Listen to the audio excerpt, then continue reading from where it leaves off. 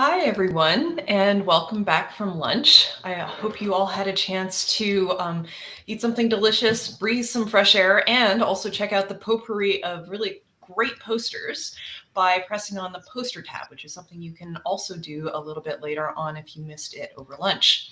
We will be announcing the poster winners a little bit later this afternoon at 4:30, so stay tuned for that. And before we get to the afternoon sessions, I'd like to take a quick moment to thank Day to Day 8.0's sponsors, which include IBM, IFS, the City of Ottawa, and multiple faculties here at Carleton, including science, engineering, arts and social sciences, public affairs, and the Sprott School of Business. So quite a lot of support for data over here at Carleton. So now I'm absolutely delighted to pass the mic, so to speak, over to Dr. James Green and Dr. Majid Kamali, both of the Carleton University Institute for Data Science. They will be leading the next session on AI in health. And so take it away, gentlemen. Terrific. Thank you, Sarah. So hello, my name is James Green. I'm a faculty member in the Department of Systems and Computer Engineering here at Carleton University. So it's my privilege to co-host and to welcome you all to our session today on AI in healthcare. In this session, we'll hear from three experts with diverse perspectives on this area, including industry, clinical practice, government labs, and academia. Today, we'll invite each of our three panelists to introduce the topic of AI in healthcare from their unique perspectives for roughly 15 minutes each. And then we'll open the floor to questions from the audience for our entire panel. So at this point, I invite my co-host, Professor Majid Kamali, to introduce our three speakers today.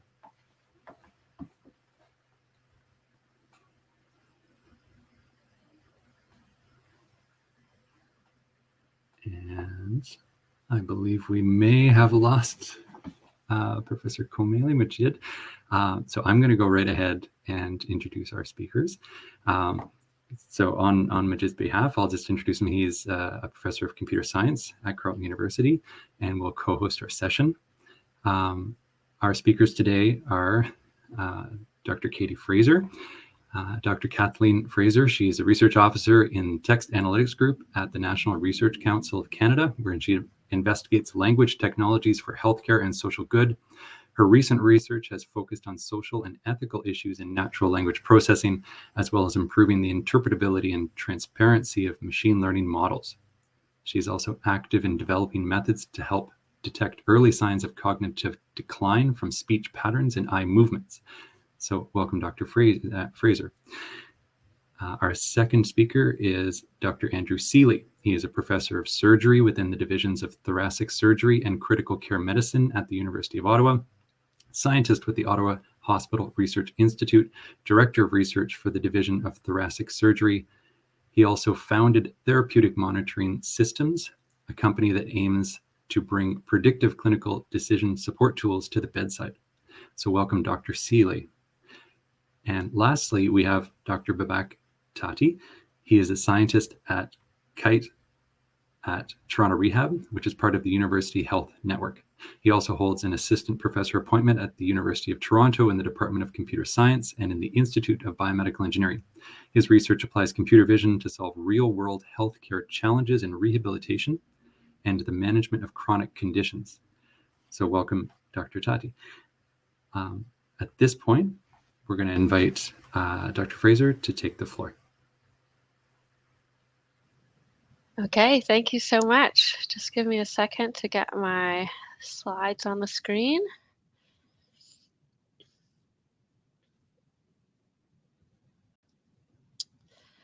Okay, hi everyone. Thank you so much for having me today. I thought I would talk a little bit about language processing for healthcare and specifically some of my work on detecting cognitive decline or dementia from speech samples. So I will be talking about a subfield of artificial intelligence called natural language processing, or NLP, which basically involves using computers to model various aspects of human language, whether getting your email account to distinguish between real emails and spam, having your phone predict what word you want to type next, using an app to automatically translate from one language to another. These are all applications of NLP technology. And so the question that I really want to talk about today is how can these technologies be applied to problems in healthcare and medicine? So the first question, of course, is, well, where in the healthcare space do we see a lot of linguistic data? Where does this data come from? And it's a bit of an oversimplification, but I'm going to say it comes from three main sources: the clinicians who are treating the patients, the researchers who are researching diseases and drugs and so on, and the patients themselves. And the data from these three sources are quite different, but all potentially very useful. So, for example, clinicians write notes and reports. There's lab reports, progress reports, patient histories, discharge summaries. Any given patient might have hundreds of notes in their file. So, automatically extracting information from all of the text in one patient's file, as well as across all the patients in a hospital system, can be very informative. So, for example, there have been NLP studies looking at trying to predict suicide risk after someone leaves the hospital, estimating life expectancy, extracting different symptom descriptions from patient notes in order to improve care, and so on and so on. There's a lot of information to be gleaned from the doctor's notes. Then we have researchers. Well, researchers write papers. Researchers write too many papers. For any human, it's a totally daunting task to try and sift through and stay up to date with all the medical literature in a given field. Computers, though, can synthesize data from across millions of different articles and come up with patterns and connections that humans haven't found yet. So, for example, NLP analysis of medical journal articles has been used to discover new drugs, to detect adverse reactions to medications, to discover new mutations that cause medication resistance, or to discover new gene disease associations. And then finally, we have the patients themselves, or the people, ourselves. We talk, we text, we write things online, and sometimes physical changes in our bodies lead to changes in how we communicate. So, for example, NLP analysis of speech or writing has been used to detect signs of autism in children, to detect brain damage in professional football players, to detect Parkinson's disease just from a speech sample over the phone, to look at signs of postpartum depressions that show up in new mothers' social media posts. And there's even been very early research looking at how COVID-19 can affect voice and breathing. And I'm a big believer in working with this data from patients themselves. And that's where a lot of my work has been in the past. And that's what I'll talk more about today. So I'll start by telling you a bit about some of the research I did on detecting Alzheimer's disease from speech, as well as subsequent effort to improve on that, and some of the ethical issues that arise in this type of research. So, dementia. Dementia is a gradual loss of cognitive function to an extent that it interferes with a person's day to day life. And we're expecting, both globally as well as in Canada specifically, to soon have a huge increase in the number of people over the age of 65, which is when the risk of dementia starts increasing. Now, dementia can have different underlying causes, but the most common cause is Alzheimer's disease, or AD. And while there's currently no cure for AD, early intervention is really important to ensure the best possible outcomes for both the individual and their informal caregivers, who are often family. And there's a lot of interesting evidence that language changes can be an important clue in identifying Alzheimer's disease. Even though the hallmark symptom of Alzheimer's is really memory impairment, any change to how you think will likely be reflected in how you talk. So there had been earlier work showing that subtle changes in language can be detected, in some cases even years before the diagnosis of Alzheimer's was made. And so just to be clear, when I say speech and language, I mean not only the audio signal, so the pitch and the loudness of our voice, how often we pause, and so on, but also the meaning that we convey, the words, the sentence structure, and so on. And so to give you an example of this, one of the first study that I'll discuss, it actually started back in the 1980s at the University of Pittsburgh. They were doing a study on Alzheimer's disease, and as part of the study, they asked everyone to take a look at this picture here and describe everything you see going on. And so everyone did. It takes about a minute on average. And then what we did 30 years later was to look at these narratives, these short samples of speech, and we trained a machine learning classifier to tell which ones had been produced by people with Alzheimer's disease and which ones came from older adults who are otherwise generally healthy. So just to give you an idea of the kind of things that the model can learn from. So here's an example of what a transcript might look like. And we see, oh, this person called the stool a chair, which is kind of a more common word than stool. And they said and ah a few times, which could indicate that they needed more time to think about what they wanted to say. They started a sentence and then abandoned it without finishing. And they repeated the theme of water running over twice. They also didn't mention the girl or the window. And any one of these things is not a big deal. We all say and ah. We all mix up our words sometimes.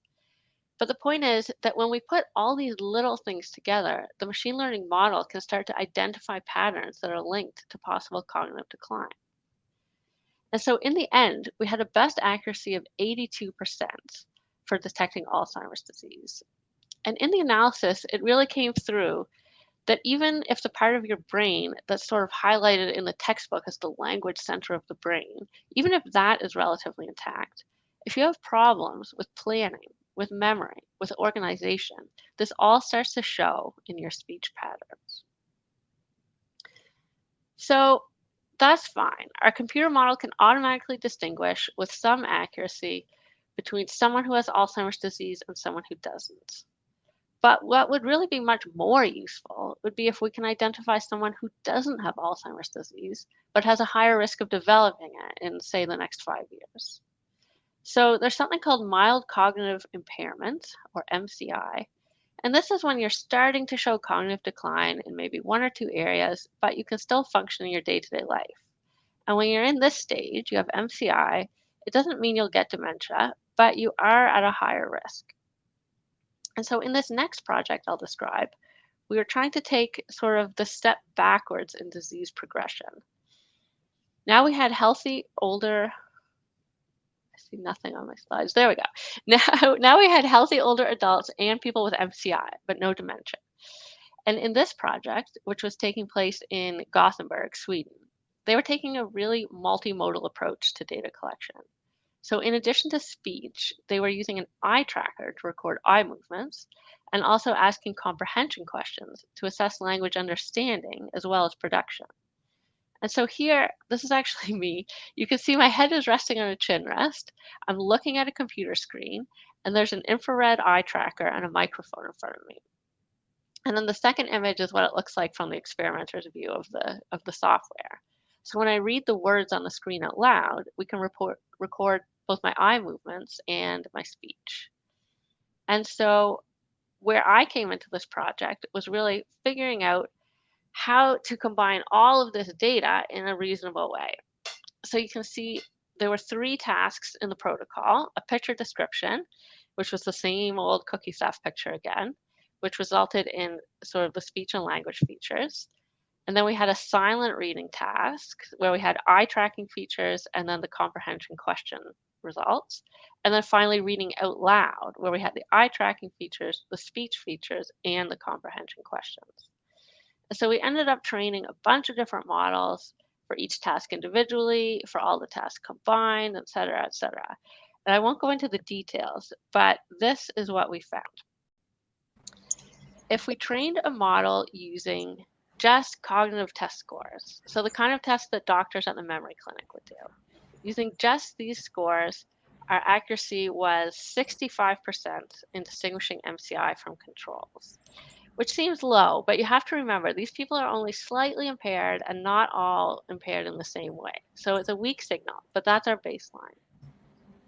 Then if we use that cookie theft picture task, we get only 63% accuracy, so much worse than our previous study on Alzheimer's disease. And in fact, on the reading tasks, we do only slightly better, 68 and 65% accuracy. But when we combine all the tasks and all the input data together, we get 83% accuracy. So this was really a lesson that combining information across different tasks and from different sensors can be a promising approach when trying to detect early cognitive decline. And so this leads me now to the current project that I'm working on at NRC, where we're trying to fill in some of the gaps of the previous research. So first of all, as you saw in that photo, these data were collected under very constrained lab conditions. So in a quiet room with a headrest and a super expensive eye tracker and so on. But if we want this to be used in real life, it has to at least work in a noisy clinical environment, and at best could be fully remotely deployed in people's own homes. Second, these studies have been cross-sectional. So they take two different groups at a single point in time and try to distinguish between them. But ideally, we would have longitudinal data, multiple time points for the same person, so we can assess change from their individual baseline instead of comparing them to a control group. So in the project that I'm working on now, we're working on developing a remote and possibly even home-based assessment. We're replacing this commercial grade eye tracker with a webcam, which presents its own kind of set of technical challenges. We're recording the eyes and speech simultaneously through a series of different tasks, which have been optimized to measure cognition. And what I'm really excited about, we're going to collect data regularly over 2 years from people with MCI and early dementia so that we can start modeling kind of the trajectory of decline in those cases. And this is a collaboration between the NRC Aging in Place Challenge Program and Carleton University. So if this is something that's interesting to you, please feel free to reach out to me after and we'll see if we can get you involved. Finally, I just want to end with a brief discussion of some of the ethical considerations when deploying AI in the healthcare space. Lately, in my group, we've been using this ethical framework proposed by the Berkman Klein Center at Harvard, which has these 8 ethical themes or pillars. And there was a really great panel this morning on ethics in AI, and I think it's worth talking about again because sometimes these discussions about ethics can be very abstract and it's hard to see how they actually apply to real world situations. So I thought I would just kind of take a critical look at the projects that I described and summarize how some of these ethical concerns might be relevant. So first we have privacy. So for example, if we're talking about recording people's faces and voices, these are identifiable like personal information. So we have to make sure that if the data is transmitted to a server, for example, it's transferred securely, it's stored securely, any health information that we collect or that the model infers, it has to all be done in kind of a privacy preserving manner. We also want to think about accountability. Who is accountable for the system's outputs? Now, keep in mind, at this stage, we would never claim that the system could make, a diagnosis per se. It's just about detecting potential symptoms that could be further assessed by a clinician. But even that kind of output can have consequences. Like, what if the system completely misses important signs of cognitive decline? Someone needs to be accountable for that at the end of the day. And like one of the speakers at this morning's panel said, it's not going to be the AI. We also have to talk about safety and security. Now, in the context of AI systems, this usually means that it behaves as intended and that it's resistant to being compromised by outside actors.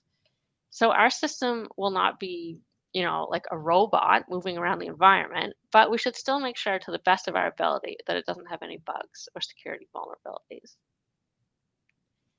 Transparency and explainability are big ones. Together, they express the idea that we need to be able to understand how the system works and why it makes the decisions that it does. Machine learning in recent years has really moved towards these massive deep learning models that are often treated as black boxes. But particularly in healthcare, it's important that the system has the ability to also output an explanation for its behavior so that a human can understand and verify the output. Fairness and non-discrimination, also very important. These principles state that the system should perform equally well for all individuals, regardless of social and demographic characteristics. So, for example, in the 2 projects that I mentioned so far, the training data came from participants who were, for the most part, white and highly educated, and in one case speaking English and in the other speaking Swedish. So these models probably won't work well for someone who has lower education or who is a person of color or who speaks any language other than English and Swedish, right? So we have to make sure that we fix these limitations going forward.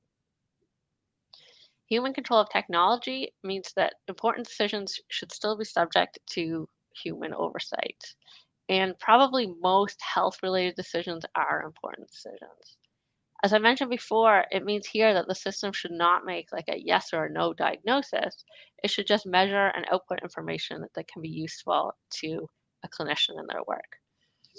Professional responsibility just refers to the responsibility of the people involved in the development and deployment of an AI product to be aware of its potential impact and long-term effects. And finally, the human values principle is kind of an overarching one, saying basically we should build systems that promote humanity's well-being and improve people's lives and align with our core values. And I do think that AI can potentially have a huge positive impact on people's health and well-being. We just have to be careful about how we go about it. So to sum up, I think language processing and machine learning can contribute a lot to healthcare. I think especially in cases where the markers are subtle and time-consuming to analyze by humans, such as in the kind of subtle signs of linguistic impairment that I mentioned, or where we want to analyze data, big data, or analyze data repeatedly over time or across many sources. But it should never replace human clinicians, and obviously it should always be patient-centered. But I don't think that's too much to ask. I think, this is something that we can do. So thank you so much for listening, and I will pass it back over to Majid. Thank you, Dr. Fraser, for sharing your research and views with us. Very insightful. Next stop, Dr. Andrew Seeley. I'm going to ask Dr. Seeley to take the floor.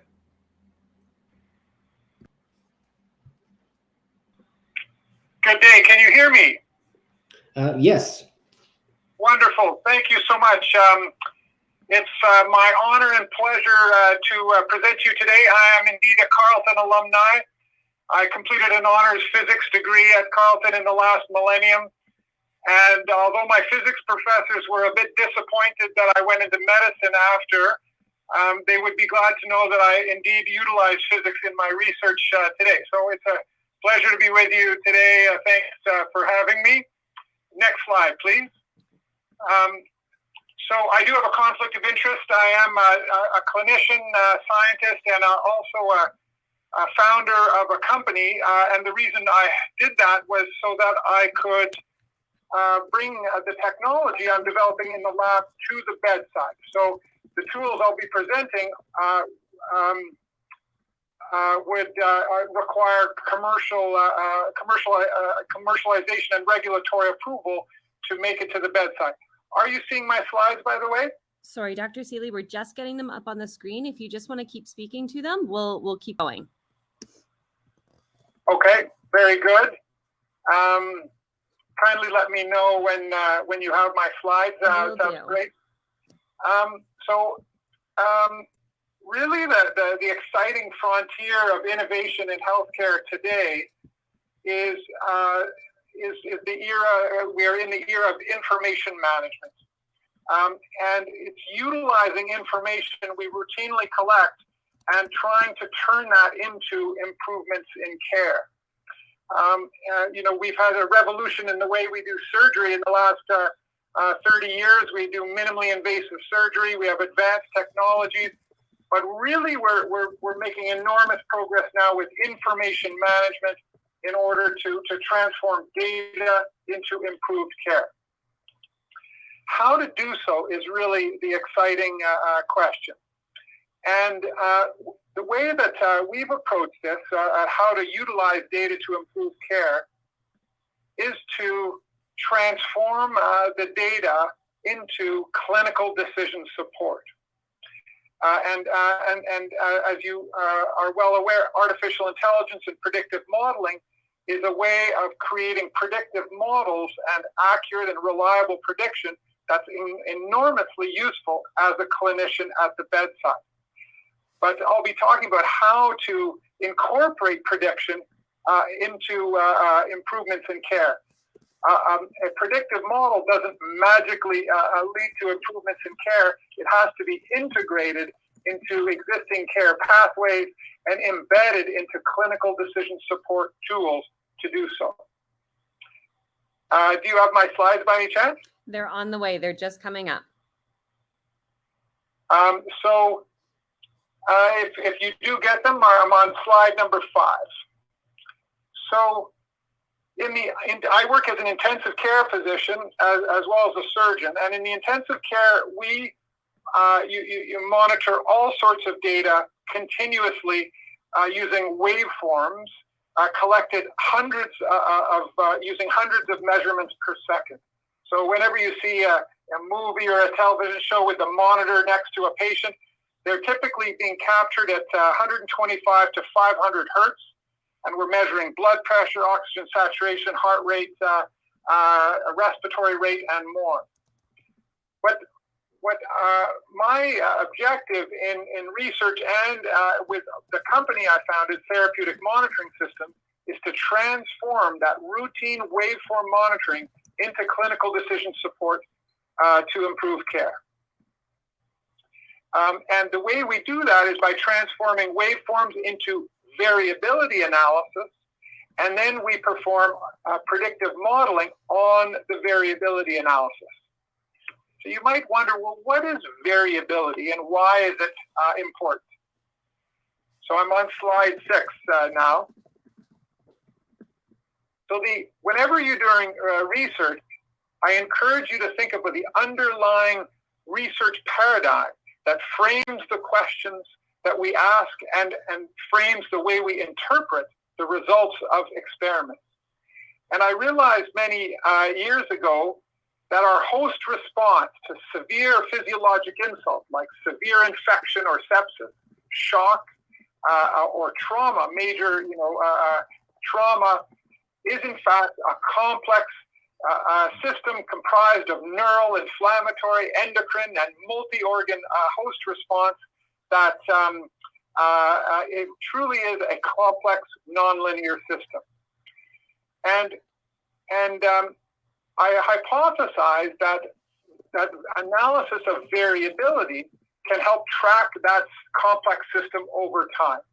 And so variability is the ability to characterize rhythms over intervals in time.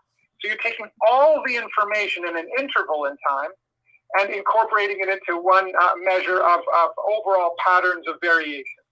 And on the slide, you'll see a picture of the night sky looking at the Big Dipper and the North Star. And that's a point in time assessment. But then you've got an interval in time, a picture of the North Sky, integrating all of the information in an interval in time. And the point is that it gives you very different information about the underlying system, complementary to point-in-time analysis. So slide 7, and when we evaluate variability of your heart rate and your respiratory rate and other rhythms, we find that health is characterized by a high degree and a high degree of complexity of variation. And that represents robust function at rest and your ability to augment it. Whereas illness is characterized by a reduction in degree and complexity of variability. And that's associated with increased stress or decreased physiologic reserve or both. And they correlate with illness severity. And slide number 8 shows a picture of respiratory variability in healthy controls versus patients with restrictive lung disease. And you can see that there's a marked loss of the variation in respiratory rate and tidal volume, which is the amount of breath that you breathe in and out with every breath, that occurs in association with lung disease. And again, I just want to highlight that diminished variability highlights diminished adaptability, diminished capacity to tolerate an increase in workload. And this is true of both heart rate and respiratory rate variability. So again, how do we make use of this information to improve care?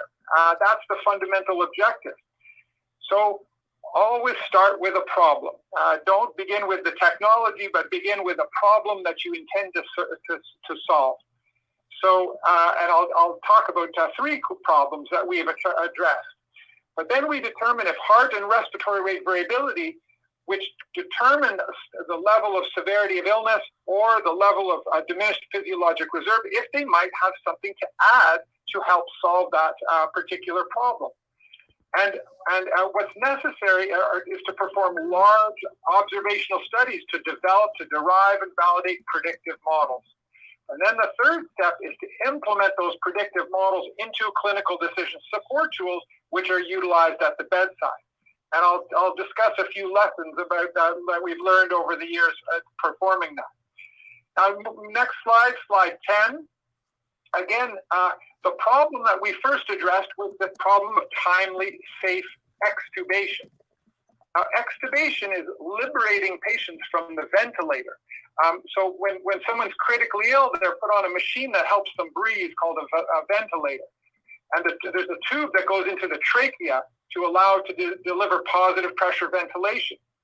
And it's a critical decision on when we take patients off a ventilator, because if we get it wrong and they fail extubation and they have to be re-intubated, it's a terrible insult at the worst time of during their recovery from critical illness, and it harms them. It increases their mortality risk, and it increases costs for a hospital by over $40,000 every time it occurs. But yet keeping patients on ventilators too long is also harmful. So this is a high-stakes clinical decision that we take every day. Slide 11 shows that there's a variety of studies that has shown promise to both heart rate and respiratory rate variability. But these were all small studies. You can see all less than 100 patients. And then slide 12, I was fortunate to lead a CIHR-funded multi-center study involving over 700 patients from 12 sites in North America. This was and is the largest study ever to collect waveform data from multiple patients in order to determine if it helps with extubation outcome prediction. And we found that not only was there a high statistical correlation between loss of variability and extubation failure, we were able to derive a predictive model that outperformed any other existing model to predict whether the patient was able to successfully tolerate extubation or not. And slide 13 shows you the quartiles of that predictive model. So a quarter of the patients you can characterize as high risk, having a 25% risk of extubation failure, whereas 50% of the patients, the bottom two quartiles, have a 4% risk of extubation failure. So it doesn't tell you absolutely that the patient will clearly 100% fail or be successful, but it gives you valuable information to help make a decision at the bedside. But prediction is not the only thing that based on variability is not the only thing we use. So there's older measures that we use are clinical impression and something called the rapid shallow breathing index. This is slide 14 now. So when we combine the respiratory rate variability assessment with rapid shallow breathing index or with your own clinical impression, we find that the model, our prediction performs that much better. So if both the traditional rapid shallow breathing index is positive and the respiratory rate variability is impaired, well, we can the positive predictive value goes up to 36%. And if our clinical suspicion is high that they're going to fail, then it goes up to 42%. And the point here is that you utilize all of this information together to make the best decision. Slide 15 shows the tool that we've now introduced at the bedside, which we call Extubation Advisor.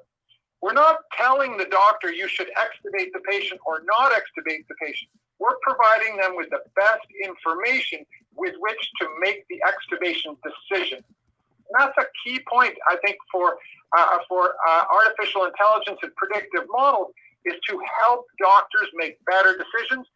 But the predictive models are inadequate to make the decisions just based on the model itself. And here there's an opportunity to partner the predictive model with best evidence assessment. So standardized multidisciplinary assessment and individualized risk mitigation strategies we have packaged together to make this optimal one-stop shopping, as it were, tool to assist with extubation decision-making. So we built that tool. Slide 16 shows a recent publication of a phase 1 study where we implemented it in 117 patients, but in an observational fashion. And we found that the model performed quite well, and that the response from respiratory therapists and doctors in intensive care unit, in one intensive care unit, was very favorable. Then the next slide, slide 17, shows our current and future plans for Extubation Advisor. We've completed the derivation study, as I mentioned. We've created a prototype. We've done an economic evaluation of the impact of the tool. And we, in fact, have regulatory approval for Extubation Advisor in Europe. And we will be undergoing regulatory approval in North America later this year. And right now, we are just undergoing the first ever interventional study of Extubation Advisor in critically ill patients, giving this tool to doctors to help make their decisions. We're partnering with hospitals as well as other companies. So we're really excited by this product and tool that can hopefully improve care. Slide 18 just shows another tool we're working on predicting future deterioration in patients with infection who are presenting to the emergency room. And so say you admit a patient in the emergency room with a pneumonia, and you're trying to decide, should I admit them to the intensive care unit or to the ward? Or could I even send them home on oral antibiotics? Well, this tool helps predict future deterioration based on heart rate variability and laboratory values. And the final tool we've been working on is something that predicts donation after circulatory death, whether that is possible and able to be successful. And and we use, again, heart rate and blood pressure variability combined with predictive modeling, and this another machine learning model, in order to help doctors determine who's likely to be able to donate their organs after circulatory death. So slide 20 is a summary of the whole process. We take routinely monitored data, which right now is discarded at the moment after it's monitored, and instead we utilize that data through variability analysis and machine learning, creating predictive models, but then we combine it with standardized best evidence processes and checklists to deliver a tool that optimizes decision-making at the bedside. And all of these tools are utilized to reduce costly, harmful adverse events for our patients. Whether it's failed extubation or unintended, unexpected deterioration on the ward or failed DCD attempts, they all harm patients and families and cost money. So finally, in conclusion, I just wanted to highlight how creating predictive models is only half the battle. It's a critical part, but it's half the battle. It requires large studies to train and derive and validate those predictive models. And prediction is really useful to doctors, very much complementary to statistics, but their utility depends on the added value that they offer. And therein lies the value, in my opinion, of variability analysis, because it adds a novel dimension of analysis that you can't get from your own clinical gestalt. And then you have to integrate those predictions into care, requiring clinical decision support tools, and that they benefit from, as I said, integrating with standardized best evidence. And it's implementation science, which is a really exciting way of studying the way it's utilized at the bedside.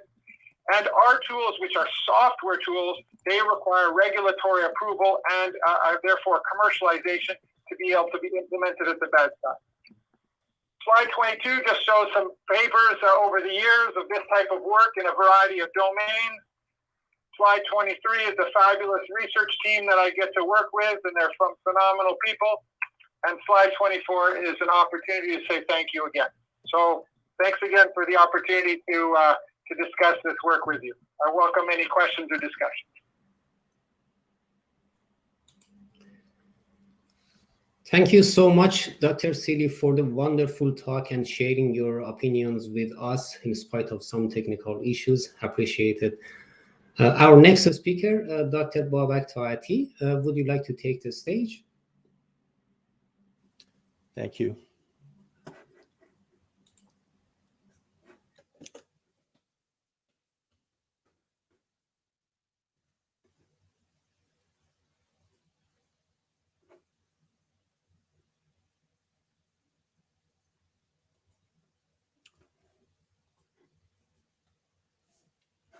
Do you see my screen? Yes.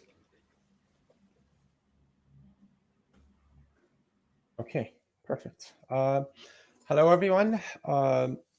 Thank you for inviting me to give a talk. I'm going to be talking about challenges and opportunities of applying computer vision algorithms and models in long-term care. Okay. Before starting, just an overview of the kind of problems I work on. I'm an engineer by training and work on computer vision algorithms and models, specifically those focused on health monitoring of chronic diseases, early detection of cognitive or physical decline, safety monitoring, and intelligent rehab and assistive technologies. And I collaborate with a number of clinicians, and my technologies that I develop are focused or used for a number of different clinical populations, including Alzheimer's and dementia, Parkinson's disease, ALS, sleep apnea, and so on. And I use vision techniques to monitor how people move. So that could be things like analyzing walking and gait, monitoring speaking and orofacial function, facial expressions, facial symmetry, range of motion, body movements, hand articulations, body movements, sleeping, breathing rates during sleep, diagnosis of breathing disorders, and activities of daily living. And this kind of may seem all over the place, but the connecting theme is that these are all applications of computer vision in solving healthcare and well-being challenges for an aging population. So I develop and evaluate technologies that empower older adults to take an active role in the management of their symptoms and take an active part in their healthcare and rehabilitation.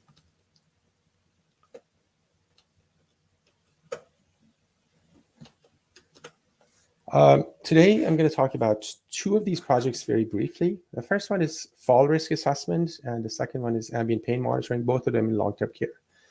So falls are a major source of injury and sometimes death in long-term care. We know the majority of people living in long-term care have dementia. So obviously we want to be able to prevent falls, and an important part of prevention is knowing and identifying individuals who are at a high risk of falling. Before starting the project, we did a systematic review on quantitative mobility assessments with a focus on dementia, and we did in fact notice that, as we knew, there are quite a lot of research groups that have identified individual gait parameters such as gait speed, stride lengths, and so on, to be predictive of future falls in older adults with dementia. And also importantly, that combining these individual gait features with other known risk factors such as fall history improve the accuracy of fall prediction. The project, we call it Ambient Fall Risk Monitoring System, and it's designed for longitudinal monitoring of gait to estimate short-term risk of falling.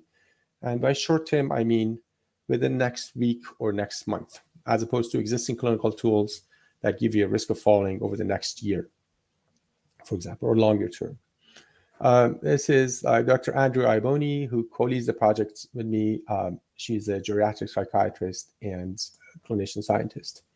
Our system includes RFID antennas and RFID reader. RFID tags are onto the inside of residents' clothing, and a camera. We started with a Kinect, and then later on we switched to a regular camera. So every time a resident walks by the RFID antennas, we turn on the camera, we record their walk for a few seconds until they pass by the camera, and then we run post-tracking on the video, and we track their body parts. So we get something like this. So here you can, by the posture and gait, you can probably guess which one is a resident and which one which person is not. So as you see here, this person has a stoop gait, asymmetric gait, and so on.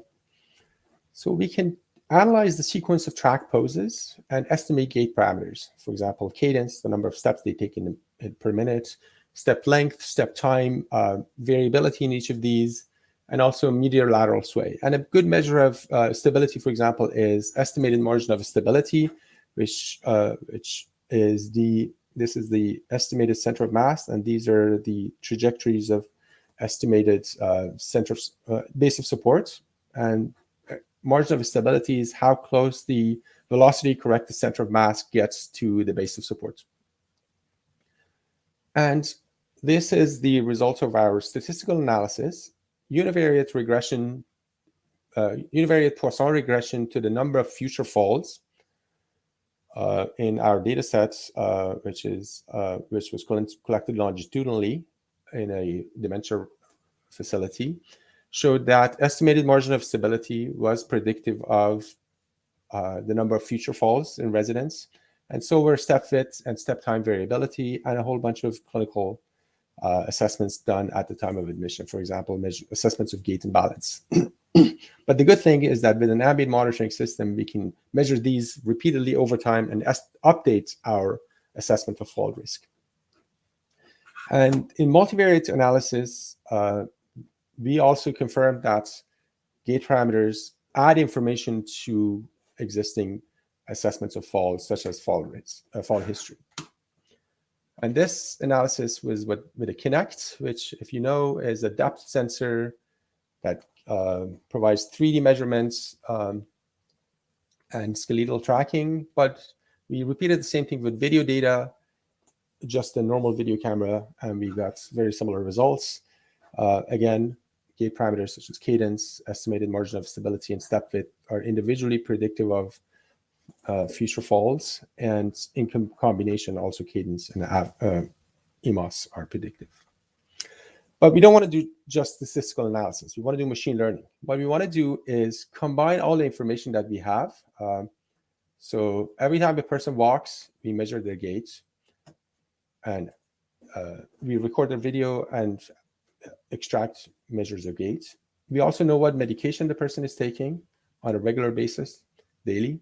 We also know their as-needed medication. So, for example, if they're given an analgesic painkiller a day. And the baseline assessments that were done at the time of admission. And we want to combine all of this information on a rolling basis and estimate and update our fall risk scores for each person.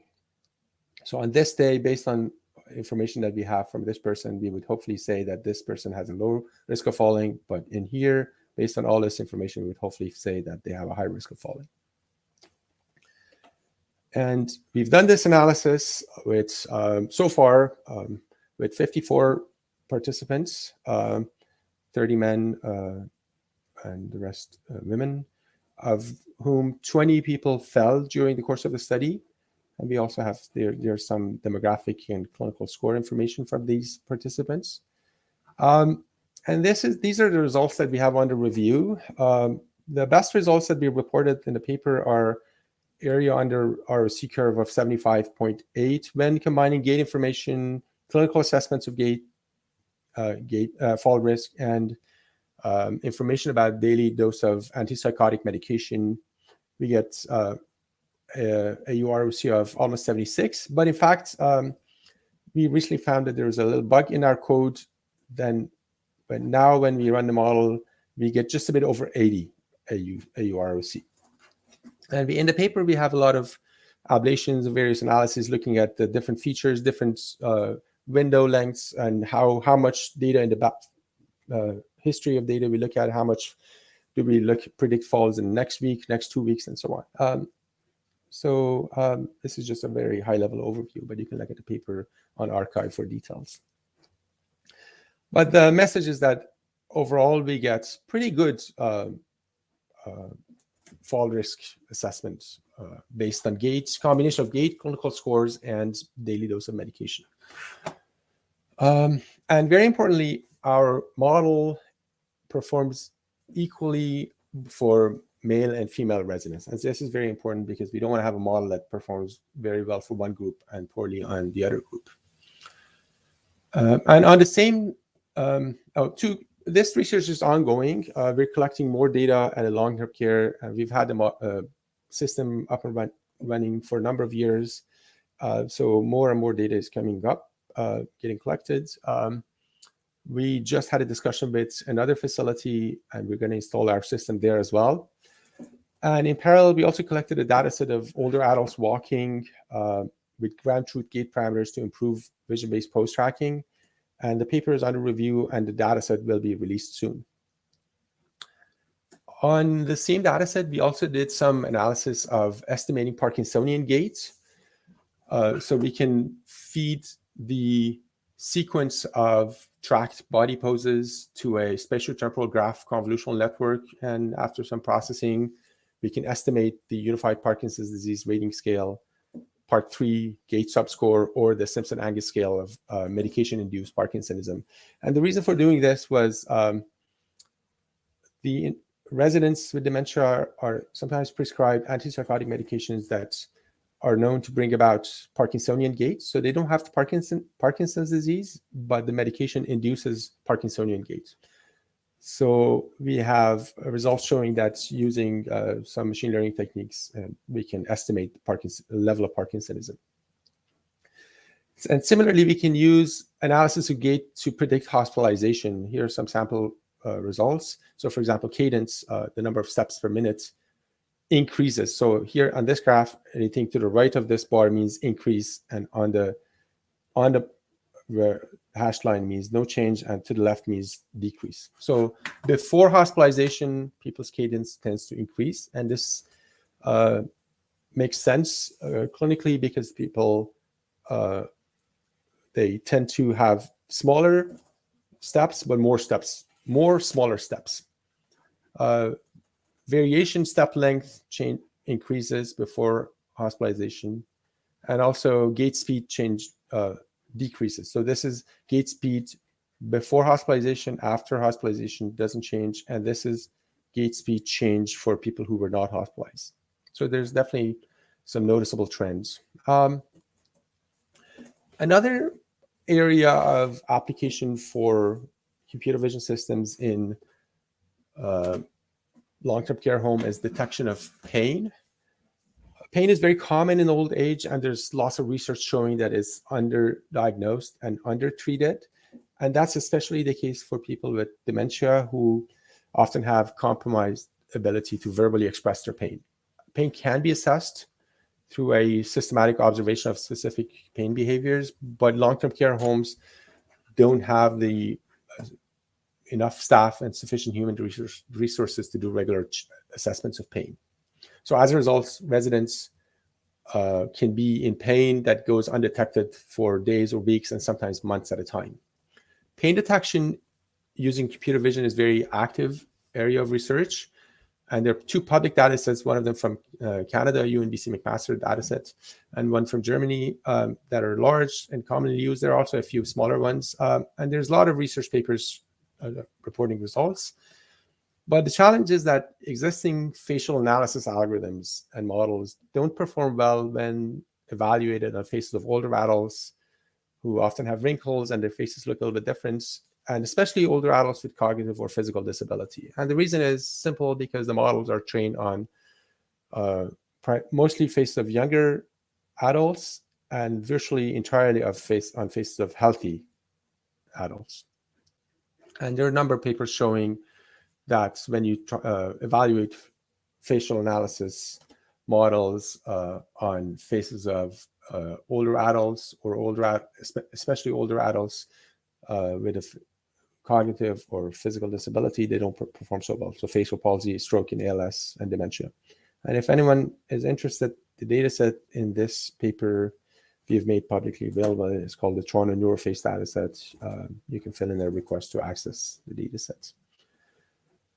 So we have a model described in this paper that is an algorithm, that a model that is trained and tested specifically on data from the target population of older adults from dementia. And if anyone is interested in the details of the machine learning model, you can read the paper, but it's at a high level, it's pairwise training and inference, which adjusts to a person's resting face, facial expression. It's sample efficient, so we don't need a video. We just need a test image and a neutral face. And we have a contrastive training that we show experimentally that improves cross data set performance. We train a model on data from over 100 participants, half of them with and half of them without dementia, video recorded during painful and baseline conditions. And all of this data is manually annotated for the level of pain expressed. And we have a deep learning model that's, as I said, has pairwise training and multitask training and contrastive training, and fancy loss functions and so on that you can read in paper. But the important thing is that we get the best performance in detecting the level of pain, regressing to the level of expressed pain in older adults with dementia, and as compared to various baselines. So our correlation with true levels of expressed pain are significant, but moderate when you look at one frame. But when we aggregate over a window of frames over 1 second or 5 seconds or 20 seconds, they get really strong. But very importantly, so this is at a level that is very useful for clinical applications that we've passed on the model to our clinical colleagues who are running clinical validation experiments in Saskatchewan. But very important thing is that there's a lot of research to be done still on the computer vision and machine learning fronts to try to get this number closer to what a person can do. So this is the correlation between the second rater and the first individual human rater. You have demos, and you can get our demo code and pre-trained models of this particular project and a few of other projects within the lab from our GitHub page. And I know we're getting close to the end of the allocated time for this session, so I'm going to wrap up, and I'm happy to answer any questions. Terrific. So thank you, Babak, and all our speakers, Katie as well. It's easy to chair a session when we have such interesting presentations. There's many questions in the Q&A. Unfortunately, though, we've run out of time. So in person, I would tell everybody to go chase you down in line for coffee or at the bar during the awards session. But unfortunately, they'll have to find you in cyberspace. So I hope you're all open to questions from the audience after this. Sounds good. Feel free to reach out. Yes, Great. thank you. And with that, I will